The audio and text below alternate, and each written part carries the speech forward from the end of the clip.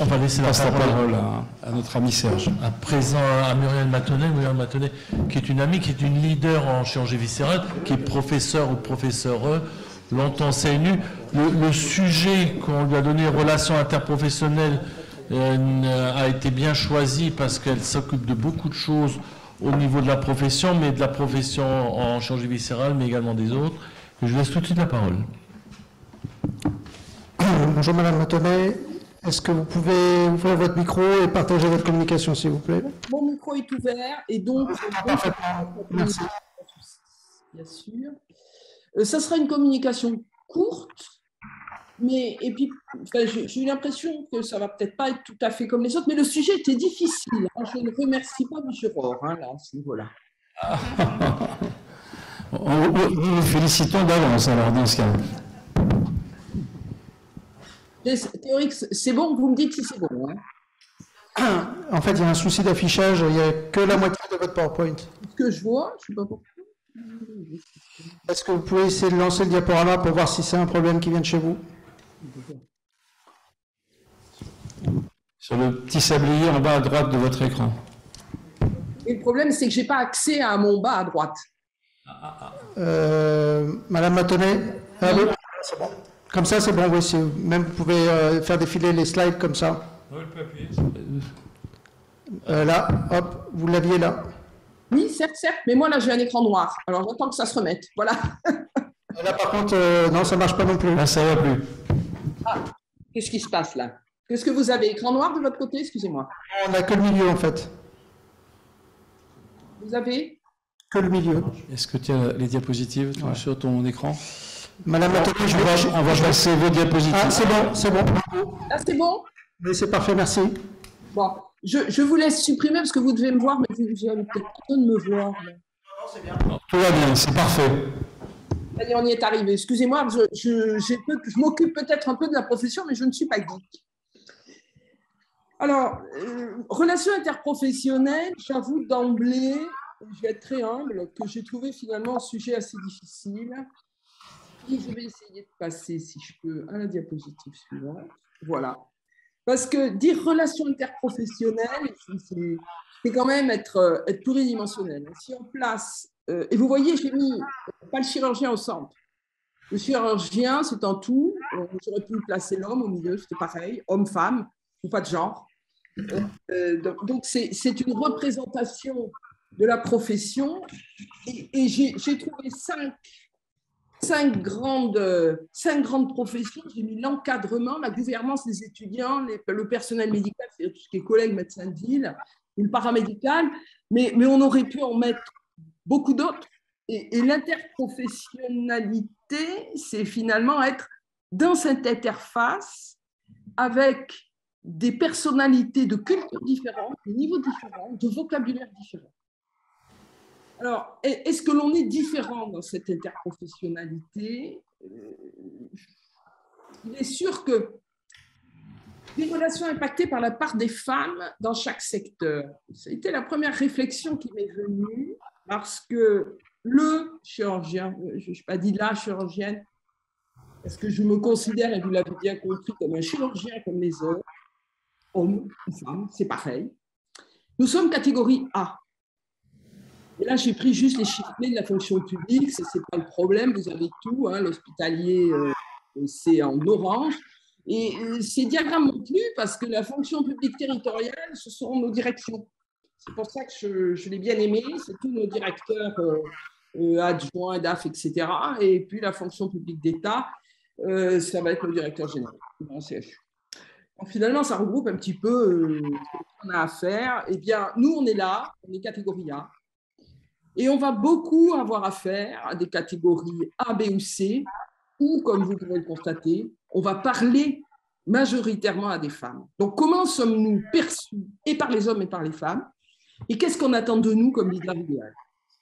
Donc, ce sont finalement les questions qu'on peut se poser. Donc, impacté, parce qu'on est impacté par la représentation mentale des rapports sociaux entre les professions. Parce qu'on est regardé. On est regardé, mais on est regardé et à travers notre genre et à travers la profession. Et je crois que ça, c'est la carte cognitive, c'est Gottfredson, c'est 1981. Alors, je me suis beaucoup penchée sur la sociologie, parce qu'avec le sujet que m'a confié, là, je ne dis plus imposer ou donner, de confier M. Rohr, et il a fallu que je me plonge dans la sociologie, c'est-à-dire que je déborde la chirurgie. Pardon. Carte cognitive de la représentation des métiers, ça a été dressé donc en 1981, je pense que c'est à peu près toujours d'actualité, et c'est finalement ce que les jeunes, c'était des grosses séries d'adolescents qui ont demandé tel métier, vous le mettez où par rapport au degré de masculinité, féminité. Et vous voyez qu'il n'est pas marqué homme-femme, mais degré 2, qui est très important, et on va voir pourquoi. Et le niveau de prestige du métier. Alors, une première remarque, et c'est assez curieux, le niveau de prestige du métier reste élevé. Chirurgien, médecin, psychiatre, les niveaux de prestige sont élevés. La masculinité semble presque représentative, un petit peu plus élevée pour le métier de chirurgien et va en diminuant pour le médecin et psychiatre, comme si le fait de se servir de ses mains était presque une représentation plus masculine que féminine. Ça date d'il y a 40 ans. Hein. Pardon? C'est une étude d'il y a 40 ans. Oui, tout à fait, mais je n'en ai pas retrouvé de plus récente. Et si vous prenez la littérature, c'est toujours celle-là qui fait date. C'est une représentation des métiers. Ce n'est pas autre chose. Moi, je n'ai pas trouvé de plus récent, je n'ai pas trouvé de mise à jour. Et les papiers de sociologie, de 2020, et ça, se reportent toujours sur ce Gottfredson, 1981. Et c'est quand même intéressant de le regarder, parce que je pense que même maintenant que vous mettiez infirmière ou secrétaire, vous allez le retrouver au même endroit en 2022. Ça va être avant tout du féminin et en prestige moyen. Et si vous regardez ouvrier de travaux publics, je pense que même en 2022, il va se retrouver au même endroit comme mécanicien auto. Donc on n'a pas, et je pense que cette représentation est bonne. Et on parle de masculinité et féminité. Parce que d'emblée, ça pose le problème, les problèmes. C'est parler plutôt dans les relations interprofessionnelles, c'est quels facteurs vont influencer les relations interprofessionnelles. Et finalement, le premier facteur, c'est le genre psychologique. Et on va voir que ça peut être également les situations de crise, où on ne va pas attendre la même chose des hommes et des femmes. Et puis le style de communication, et j'ai mis place de l'humour parce qu'il y a un papier sociologique toujours, de sociologie qui a été publié assez récemment et que j'ai trouvé assez intéressant. Alors, qu'est-ce que le genre psychologique? Alors, je l'ai encadré, c'est idéalement pour un bon équilibre psychologique, un fonctionnement efficace, chaque individu devrait pouvoir se positionner conjointement et aussi fortement sur les deux dimensions, féminité et masculinité. Ça écrase tout. Ça veut dire qu'il n'y a pas homme et femme, ça veut dire que les deux s'additionnent et que l'idéal, ça serait qu'il n'y ait que les avantages de la féminité et que les avantages de la masculinité. Mais la prégnance des rôles des sexes, donc c'est la représentation de la société, c'est tout ce qui est des stéréotypes, prégnance des rôles de sexe masculin et féminin, donc les modèles de conduite que génère toute société, c'est le problème, et qui définissent ce que sont un vrai homme et une vraie femme, fait que cette possibilité n'est réellement exploitée que par un nombre restreint d'individus. Et si l'on réfléchit, peut-être que ceux que l'on trouve avec un charisme majeur sont bien ceux qui arrivent de manière conjointe à associer les deux dimensions féminité et masculinité. Alors, ce genre psychologique a été surtout développé par Sandra Bern. Alors, vous allez pouvoir me faire la même remarque, 1974, mais ça reste toujours en sociologie la référence, et c'est pour ça que je vous la lis. Et elle considère que féminité et masculinité constituent deux dimensions distinctes et indépendantes, et elle a créé le BSRI, qui est le Ben Sex Role Inventory, qui mesure le degré d'androgynie psychologique d'une personne. Et ce BSRI, qui a été validé en français, vous voyez que là, on est beaucoup plus récent, c'est en 2002, la validation en français, donc c'est largement utilisé. Et ça correspond, donc ce que je vous livre là, c'est le BSRI français, publié, je vous ai mis les dates. C'est donc une auto-évaluation à partir de 3 séries de 20 questions. Et ces 20 questions sont des descripteurs utilisés. C'est-à-dire, en fait, ça renvoie à des stéréotypes, caractéristiques psychologiques qui sont socialement admises et valorisées de l'homme et de la femme. Donc, ça renvoie vraiment aux stéréotypes sociétaux que l'on va accorder soit à des items masculins, soit à des items féminins, soit à des items neutres. Et c'est l'addition de ces stéréotypes, et on va voir un petit peu, donc je vais vous donner les clés d'analyse, qui va définir une attitude de masculinité, une attitude de féminité, une attitude d'androgynie, et finalement une perception qu'ont les autres, et on est dans l'interprofessionnalité, de ce que l'on peut représenter ou de ce que l'on peut.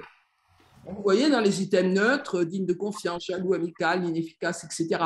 Item féminin, on a un peu de tout, timide, joyeux, affectueux, compréhensif, compatissant, tendre, naïf, innocent. Et je finis par les items masculins. J'ai pris l'ordre inverse, qu'importe, c'est l'assurance, la personnalité qui sait prendre des risques, dominateur, prêt à prendre position, agressivité. Donc, ce sont vraiment des stéréotypes. Et à partir de là, est défini le genre psychologique. Alors, les personnes masculines, c'est faible score sur les items féminité et les items neutres, puis bien sûr, score élevé sur les items de masculinité. Les personnes féminines, score élevé sur les items féminité, score faible au niveau masculinité et neutre. Vous avez les androgynes, score élevé sur les items masculinité et féminité et faible sur le neutre. Et puis les indifférenciés, où là, c'est tout bas. Mais on se rend compte que si on part de ce DSM et si on part du genre psychologique, d'emblée, on met à plat le genre sexuel, physique, homme ou femme. Mais on va plus parler de genre et de perception qu'ont les autres sur ce que l'on est, ce qui est totalement différent à mon sens. Et à partir de là, il y a eu beaucoup de travaux qui ont été faits. Et je vais vous parler un petit peu des travaux de Minkwe, qui a été publié en 2018. Donc, vous voyez que je remonte dans les publications. Ce sont toujours des publications de sociologie. Elle a fait un très, très gros travail, qui est remarquable. Je crois qu'elle est issue de la faculté de Grenoble, sociologie, où elle a analysé, en fonction du genre, et à partir de multiples questionnaires très variés, qu'est-ce que l'on attendait d'un homme ou d'une femme par rapport à toute une série d'items, la prise de décision, donc vous voyez, le relationnel avec les collaborateurs, les délégations de tâches, les gestions des émotions au travail, surveillance et contrôle des activités. Et chacun de ces thèmes, il y avait des sous-thèmes, et la manière dont hommes et femmes répondaient, la manière dont leur réponse était perçue en fait par leurs collaborateurs est bien sûr différente. La prise de décision, elle est avant tout individuelle pour les hommes. La consultation avant la prise de décision équivalent homme-femme, et les femmes ont plus de décisions collectives que les hommes. Le relationnel avec les collaborateurs, eh bien, vous voyez que distance hiérarchique faible, et c'est le prénom, comme on le citait, ou distance hiérarchique élevée, la distance par rapport aux collaborateurs, finalement c'est équivalent dans les deux sexes, que la délégation de tâches, on trouve pour les hommes plus de délégation pour les femmes, que la gestion des émotions au travail, et ça c'est intéressant, expression raisonnée des émotions, eh bien les femmes ont tendance beaucoup plus à se restreindre, beaucoup plus à éviter de faire paraître leurs émotions quand elles sont au travail. Que n'expriment aucune émotion, c'est beaucoup plus les hommes qui, eux, vont se sentir beaucoup plus libres d'avoir la permission d'exprimer leurs émotions que les femmes. Et le surveillance et contrôle des activités, les femmes ont tendance à plus contrôler, moins contrôler que les hommes ce qui se passe. Liberté d'action suivie de contrôle, c'est avant tout chez les femmes que c'est noté. Et à partir de là, est-ce qu'il y a un leader idéal? Leader idéal selon le genre, c'est-à-dire homme ou femme, qu'est-ce qu'on attend en leader idéal dans ce thème? Finalement, d'un homme, on va dire, il faut qu'il accompagne de façon efficace, il faut qu'il maîtrise son domaine d'expertise et il faut qu'il arrive à être humble. Et le leader idéal femme, donc là on est dans le genre, il faut valoriser les compétences, soutien et écoute de communication. Alors qu'est-ce qui se passe à l'heure actuelle? À l'heure actuelle, progressivement, il n'y a pas vraiment d'obtention d'équilibre entre les deux genres, masculinité et féminité. Mais on a plus une masculinisation des leaders féminins, des leaders femmes. Je ne suis pas embêtée de dire leader féminin. Chose qu'on peut me reprocher, vu ma situation. Mais les compétences féminines telles que les capacités à mettre en avant les relations humaines, développement des méthodes collaboratives en lieu et place du cantonnement sont plus attendues chez les femmes que chez les hommes. Et c'est probablement pour ça que dans les situations de crise, on attend un avantage de la féminité. Quelle crise, quel trait de caractère attendu. Et là, on a des publications qui sont très récentes. Ce sont toutes des publications de sociologie. Désolée, mes relations interprofessionnelles, je n'ai pas trouvé grand-chose dans nos publications scientifiques, mais beaucoup de choses intéressantes en sociologie. Quand il y a une crise relationnelle, et finalement, ça correspond tout à fait à ce que je viens de vous démontrer, le travail qui a été fait par McQuay en 2018, sur les relations au sein du travail, sur le leader, comme il doit être en femme, eh bien, les femmes sont préférées aux hommes pour résoudre une crise relationnelle, et les hommes le sont pour une crise organisationnelle. Mais on le voit bien dans nos équipes. Quand il y a un problème entre des êtres humains, etc., on a beaucoup plus tendance à aller chercher une femme pour l'écoute, pour l'empathie, pour arriver à résoudre les crises. Et s'il faut organiser, on ne va pas rechercher la même compétence, on ne va pas rechercher sexuellement la même personne, enfin, c'est mon terme est faux, bien sûr, mais on ne va pas chercher le même genre, excusez-moi. Mais peut-être que d'un côté ou de l'autre, ce que l'on recherche, c'est le genre ou le genre psychologique, et là, il faut se poser la question. Et la structure des organisations est passée d'un modèle vertical qui était basé sur le commandement et le contrôle à un modèle beaucoup plus horizontal, basé sur la collaboration et le travail d'équipe. Et là, il y a eu beaucoup de papiers, beaucoup d'études qui l'ont bien démontré, et que les comportements qui favorisent la collaboration sont plus efficaces que les comportements qui favorisent la compétition pour le succès des organisations. Donc, on est plus à un comportement féminin ou correspondant à un féminin psychologique qu'à un comportement de compétition masculin ou plus de masculinité psychologique. Alors, la contrepartie, et puis le style de communication, bien sûr. Communication avec les autres, et on a vu qu'on est vraiment multidimensionnel quand on commence à parler d'interprofessionnalité, eh bien, ça va dépendre de l'émetteur. Et il faut juste souligner que l'usage de l'humour est délicat pour les femmes. Les femmes, l'humour développé par les femmes peut être très mal perçu, souvent parce que ça ne correspond pas aux stéréotypes. Et ce qui est valorisé pour les hommes est souvent dévalorisant pour les femmes. Il y a plusieurs types d'humour. Les hommes utilisent très souvent un humour dégradant et les femmes beaucoup plus un humour léger qui est plus, que l'on admet plus de niveau sur une cour d'école, par exemple, plutôt que dans des réunions. Vous l'avez tous remarqué, dans des réunions où il y a hommes et femmes, certains traits d'humour sont excessivement dégradants pour des collaborateurs, et c'est souvent, hélas, envoyé sur un comportement masculin, et je n'ai pas dit par les hommes, sur un comportement masculin. Et l'usage se fait en portant une très grande attention, et vous voyez que c'est très récent, ça c'est un papier qui est assez amusant d'ailleurs, de 2022, aux situations dans lesquelles elles utilisent l'humour, parce qu'il peut souvent être utilisé contre elles à leur détriment.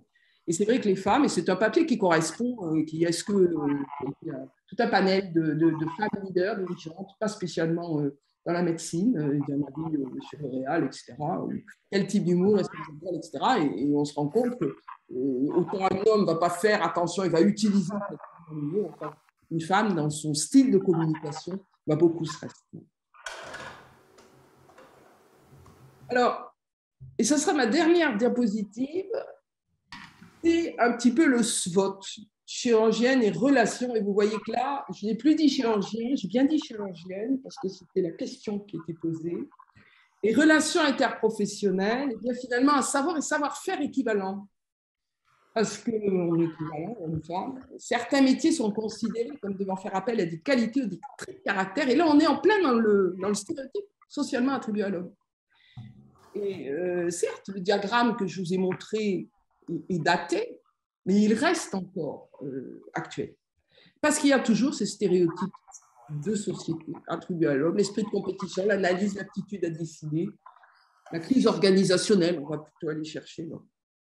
Et en arrivant à se détacher de ce cliché social, reconnu comme disposant d'aptitudes socialement attribuées à la masculinité, et là on retombe, féminité, masculinité, psychologie, donc différentes du genre, les femmes deviennent des êtres neutres. Et c'est notre risque. Et là, je rentre, bien sûr, je me mets avec toutes les femmes qui finalement, progressivement deviennent neutres avec une valeur professionnelle élevée. Ça veut dire quoi? Ça veut dire qu'on est meilleur. Et que la féminisation de la chirurgie, c'est une opportunité pour obtenir des niveaux de responsabilité élevés, des personnes qui disposent d'un panel complet de qualités humaines et de savoir-être indispensable dans les relations interprofessionnelles. C'est-à-dire qu'à terme, on va aboutir, et l'on aboutit à un risque. Parce que plus on est bon dans le relationnel, dans le savoir, dans le savoir-faire, plus on va en demander celle qui est bien, mais plus ça va également forcer ceux qui sont moins bien ou qui font moins attention à relever le niveau. Et donc, subordonner risque d'en exiger plus vis-à-vis d'un professionnel moyen. L'exigence des subordonnés, l'exigence des collaborateurs va s'élever pour tout le monde. Donc, c'est presque dangereux d'avoir une femme qui a réussi à associer féminité et masculinité, donc, qui est quasi neutre, androgyne. Ça remonte le niveau d'exigence de tout le monde. Et le risque, c'est également pour la femme elle-même qui devient androgyne, parce que les items féminins finissent par lui être retirés par son entourage. On est dans des stéréotypes de société. Et in fine, l'intéressée elle-même peut le renier pour lutter jusqu'au bout contre le cliché social initial, alors même que ces items, et c'est ce que l'on attend actuellement, nous ne sommes plus sur du vertical. Il faut de la bienveillance, de l'empathie, de la compassion, sont des traits de féminité indispensables à un bon professionnel. L'idéal, c'est donc d'associer les deux. Et la femme est un vrai plus. Alors, je tiens à remercier ceux que j'ai interrogés. J'ai interrogé des directeurs parce que ça me semblait important. Ils ont été très surpris de mon interrogation. Moi, je les connaissais un peu, c'était plus facile. Mais merci pour toute cette approche philosophique et sociologique que ne permet pas PubMed. Merci à tous. Eh bien, pour une surprise comme thème, il a été, à mon avis, parfaitement traité, avec des ouvertures très intéressantes, donc dans le domaine effectivement sociologique, psycho-affectif, etc. Mais en même temps, il me vient à l'idée que, puisqu'on est à une période où on parle de construire et de déconstruire l'homme, la femme. Il y a une célèbre politicienne actuellement qui occupe le haut des médias sur, vous connaissez tous, je ne dirai pas son nom, mais en l'occurrence, est-ce que les qualités qu'on attend d'une chirurgienne sont-elles genrées? Cette catégorisation qui a été faite, elle peut être parfaitement déconstruite. Parce que les caractéristiques psychosociaux, professionnelles, affectives, etc., qui semblent être plutôt genrées d'un côté ou de l'autre, d'une part, elles ne sont pas définitivement, elles ne sont pas données spontanément, elles peuvent être construites. On s'éduque à devenir décideur, on s'éduque à devenir empathique, et ça concerne aussi bien les hommes que les femmes. Donc moi je rejoins l'analyse qui avait été faite par notre collègue Claire Fekete le 24 juin, qui disait « Je suis chirurgien », m'appeler chirurgienne, ça lui était complètement égal, mais chirurgien, c'est pas genré pour elle. C'est une fonction qui ne mérite pas d'être supposée plus spécifique de tel ou tel genre. Et moi, je crois que c'est ça qu'il faut arriver à faire. C'est finalement, en mettant le sujet sur la table de manière forte, comme on le fait, c'est peut-être le souhait de l'ensemble d'entre les femmes qui sont là en particulier, c'est d'arriver à dégenrer le débat et à dire, voilà, on a des compétences, on s'est adapté, on a travaillé et on est devenu parfaitement équivalente au fonctionnement d'un homme dans ce métier-là. Je ne sais pas ce que vous partagez, mon avis, mais Muriel, bravo pour cette analyse. Je te signale peut-être une sociologue que nous avions, on avait trouvé les travaux relativement plus récents, s'appelle Emmanuel Zolesio, qui est sociologue, qui a beaucoup travaillé sur la masculinisation du métier, la féminisation, pardon, du métier de chirurgien. Voilà, il y a peut-être encore des questions posées à Muriel, parce que, voilà, notre ami Ronald Virag. Non, je voudrais utiliser le sens de l'humour masculin, puisqu'il a été décidé, et suggérer qu'on fasse un taux de testostérone à nos futurs chefs de service féminins. Taux de testostérone. Oui, Laurent Sodel. Prends un micro, s'il te plaît. Non, mais ça me fait penser à cette phrase de François Giraud, il y a fort longtemps, qui avait dit « La parité homme-femme, elle sera obtenue lorsque quelqu'un de vraiment mauvais accédera à un poste de responsabilité. » Une femme vraiment mauvaise... Ça, c'est fréquent, là. mais elle avait tellement raison, je crois. C'était très bien vu. Mais je dis pas que les chirurgiennes femmes sont mauvaises. Tu n'as pas cité la vice-présidente de l'université d'une grande ville. Oui, enfin, il y a eu ça pour pas mal. Enfin, on l'a dit après pour certaines femmes, mais c'était. Et pour certains hommes aussi. Certains hommes, bien sûr.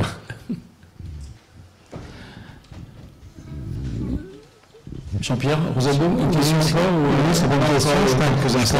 Je pense que les femmes et les hommes ont leurs atouts dans la chirurgie, et je pense que la chirurgie interventionnelle va certainement aller de pair avec le nombre de femmes qui interviendra, si je puis dire, dans le domaine chirurgical interventionnel.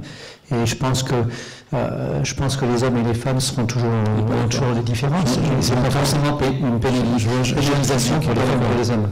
Jacques, tu n'es pas d'accord? Non, parce que prends le micro. je pense que c'est comme chez les militaires et les policiers, on ne donne pas n'importe quelle arme aux hommes et aux femmes. Et les femmes ne se sont pas saisies actuellement du robot et du robot. On ne voit pas actuellement de leadership au niveau du robot. Alors à quoi ça correspond?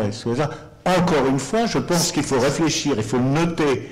Voilà, il ne faut pas les cantonner à certains types de types. Il faut le noter et il faut avoir des actions volontaristes sur ces innovations. Je partage cet avis, c'est un problème d'acculturation progressive de nos collègues. Si, parce que le développement de la robotique chirurgicale est en cours dans différents domaines où des femmes interviennent. On connaît quelques-unes à l'IRCAD qui sont connues d'ailleurs, et donc qui sont tout à fait à la pointe. Donc, enfin, ça viendra un jour ou l'autre si ce n'est pas encore le cas. C'est Bula, vous voulez rajouter? C'est Bula. La neurochirurgienne. Ah si, c'est important parce que... Non, vous voulez, non? Si. On n'a pas de robot dans notre société. Pour rebondir sur la Ça commence à venir la robotique neurochirurgienne. Mais vous faites la navigation et tout. Oui, on utilise des systèmes, mais les systèmes sont autant utilisés par les hommes que par les femmes. Tout ce qui est système de neuronavigation, voilà. Et le robot, et je pense que professeur Brégan l'a dit, le robot pour le rachis, c'est une aide incroyable parce que du coup, on diminue la nécessité d'avoir de la force dans un geste chirurgical. Oui.